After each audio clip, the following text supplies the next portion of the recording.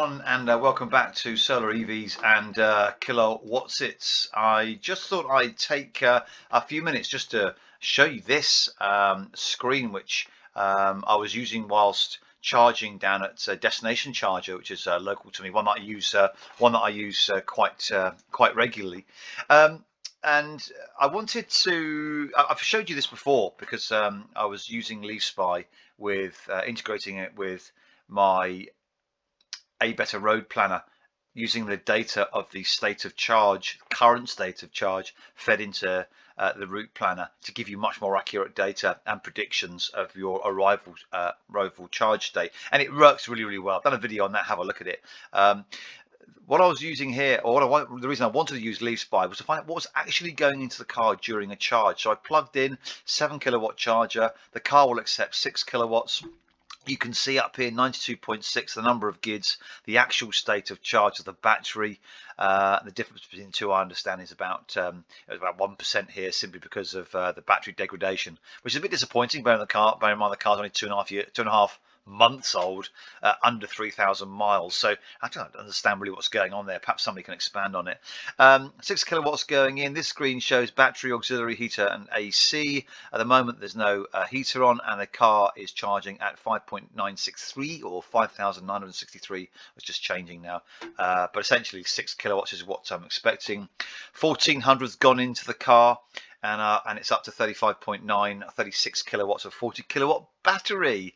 Average 13.7 battery temperature, outside is 7.5, so it's rather chilly.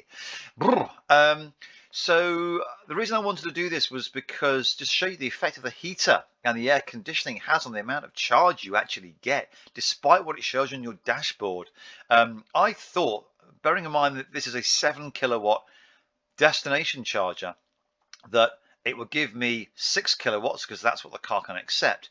And if I'm using anything like anything more from the auxiliary battery or the heater or the AC, let's say I was using a kilowatt, there's still a spare capacity of 1 kilowatt, but it doesn't. You actually get less.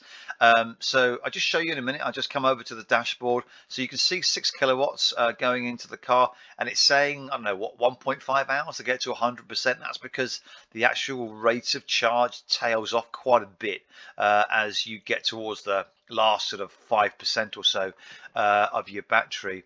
You can't really see much on the Evo information and energy usage. All you can see there is the draw. It doesn't tell you the state of charge. It tells you if you turn off your heating, you'll get more range. And you can see in the bottom display there where the orange button is on, it says an auto. So the car is the car for me is heat. Oh no, my electric seats are on at that point. Yeah, I actually haven't got any heating on at that point. So more about the electric seats in just a minute, and you can see how that changes the effect on LeafSpy. So we're 93%, giving me 152 miles on the GOM, as it's called, the Getometer for those that are uninitiated. Just using your previous usage to actually guesstimate what your what your range is going to be.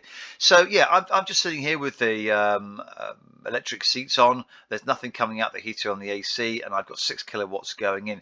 I can't find where the draw is coming from for the electric seats or the heated steering wheel, because it doesn't come from, it doesn't show here, which is really confusing. I really don't get it. So here I put the heater on, and well, you can see the AC comes on as well. For some reason I haven't selected the AC on, and this is a little bit worrying because 500 watts coming out of AC and I haven't selected it, and I guess this happens whilst you're driving as well. So if you just put the heater on in auto, you get a bit of AC draw. But look at this, 5, 6, 11 plus 2 is 13.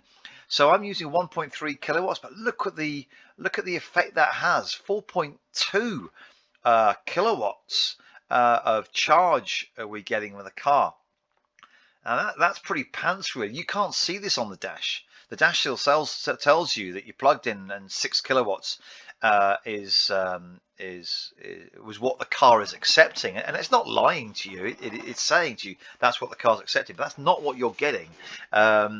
So the trick here is to stay away from heating while you're charging your car, particularly if you're in a bit of a hurry, or you're in the last sort of few percent of your battery. You definitely don't want to be using the heater. So here we are, we've dropped down to 4.5, 4.8 kilowatts, and in a moment I turn all that back off again, and you can see 6.1 kilowatts, no heater, no AC, and I'm just using the heated seats with the car, and again we're back down to 100 watts.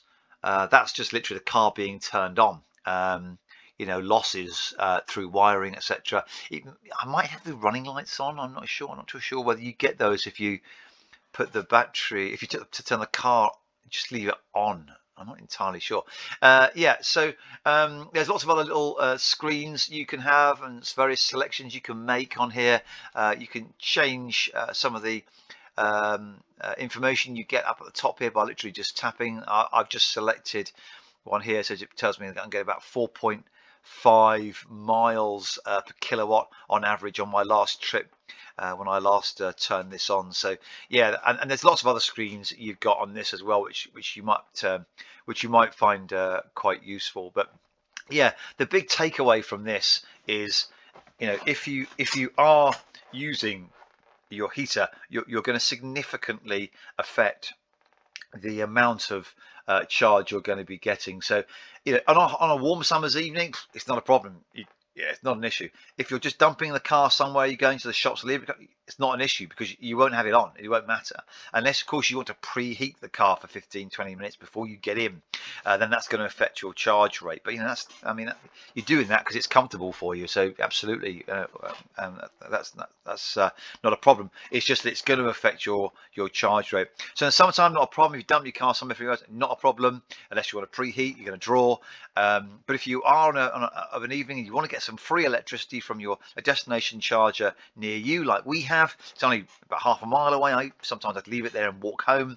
But if you're sat there and you want to get some free energy, and it's a chilly evening, you're better off, much better off, be a lot quicker if you turn off your heater and just use your seats. You can see here now we've come down to 3.5 and with the heater on. So yeah, you can see here that it makes a significant difference to your charging rate. I mean, at some points there, that was down by over 50%. So largely when I was doing this, the effect is about 25 to 30%.